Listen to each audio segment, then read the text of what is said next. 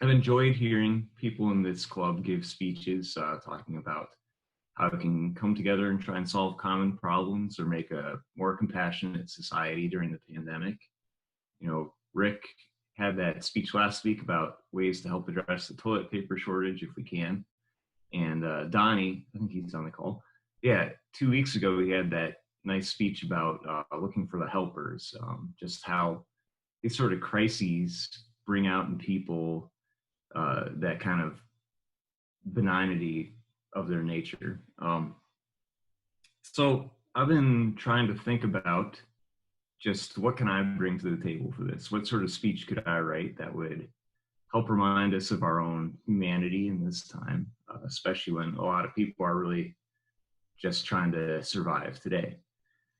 And I thought about it and I really couldn't think of anything for a while. And then this week I was out for a trail run, one of my favorite activities, and it really came to me. So with that, I'd like to share with you something that I'm calling as a working title, Petty Grapes in the Age of Coronavirus. So I want to take you back to that day I was out for a trail run. For years, I've been taken to running in secluded places. For me, it's a very restorative thing, time of peace, reflection. But recently, a lot of these very empty trails have become decidedly less so, as people who don't have who a lot of their other activities are no longer available to them, are trying to find healthy ways to cope during the pandemic. So as I encounter just the hordes out on the trails, I find myself going back and forth between these two very warring instincts. One, that it's nice to see people out getting more in touch with the natural world and slowing down. And two, that it's just annoying as hell to me to have to share, my space. It kind of reminds me, it's like I'm someone who goes to the gym every day and I've got my routine down, and all of a sudden it's the day after New Year's and I'm just waiting in line for the elliptical machine. So this is a pretty petty grievance in our current circumstances. I'm in good health. My loved ones are as well, still have a job.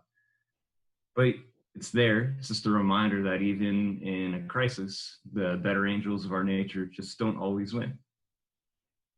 I've also been a little annoyed that even though, we all kind of think of ourselves as unique in the way we think and all of that, a lot of times we really respond to certain situations in very similar ways. And as a little backstory, my wife and I think this was the first week of March before things got crazy and everything started shutting down.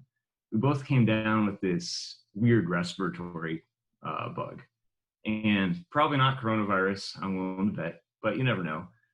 Regardless, for about a week, we just stayed home just to be on the safe side. And by the time we were 100% and ready to venture out, it was very clear things had already started shutting down, and it's very clear this was going to get a lot worse, and pretty fast.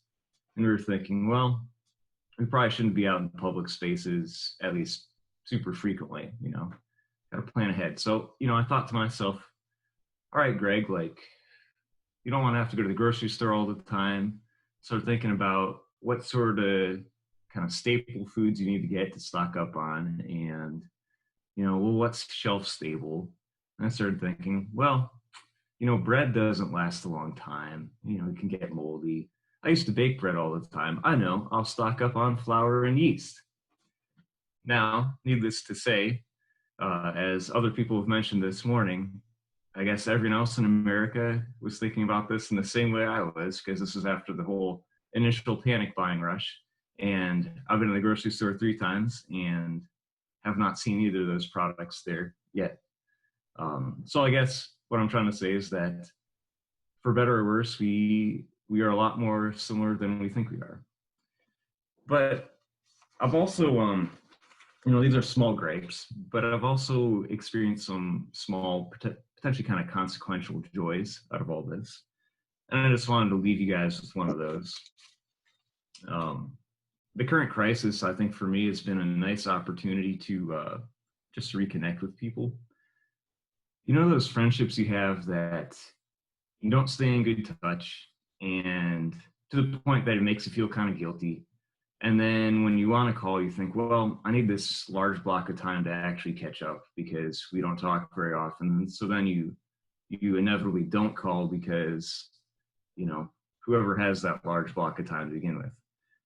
Well, I think all of that, at least for me, has really just gone out the window during this time frame because there's just something about these shared experiences that kind of erase that kind of I don't know what I'd call it, but just embarrassment about not staying in touch.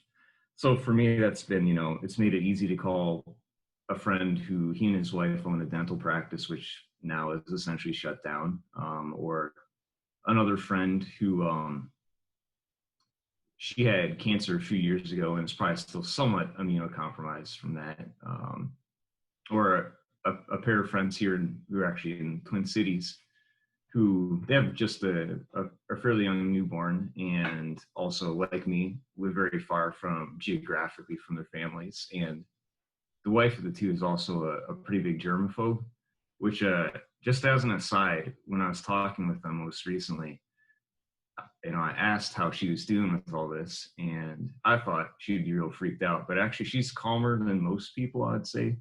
And I think the reason is um, all the things that we're having to get used to, like obsessively washing hands for longer and sanitizing everything, not touching our faces. That's just her normal way of operating. So for her, it's really not that different, which makes me think of, I don't know if anyone's heard that old phrase, in the land of the blind, the one-eyed man is king. I kind of want to update that phrase to in the land of the raging pandemic, the germaphobe is king, because I think that's pretty appropriate. In any case, it's been nice to keep in better touch with people, and I hope that's been the same for everyone else. So as we move forward, oh, one more thing. As we move forward, I hope everyone continues to experience and be aware of these small joys. Keep trying to spread goodness in yourself, your families, and your community. But just don't forget, it's okay to have the occasional petty grievance. Back to you.